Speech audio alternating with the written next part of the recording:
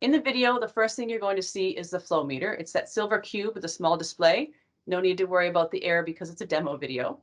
These are installed first, and the flow meter is placed inside the stainless steel exoskeleton to guide the installation and protect flow path integrity. The block opens and closes simply with locking knobs and no tools necessary.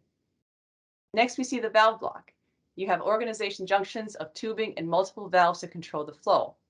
The user closes the block around the tubing, securing it, and again, no tools required. Next, we see the filter-based bubble trap. The level sensor is installed, and then the sensor detects liquid in the bubble trap filter. It controls a valve to the right that acts as a vent to release any unwanted air, and that will protect your column. I also want to take note to the tubing. Anything not in an exoskeleton is braided tubing, of course, that's stronger and withstands higher pressures.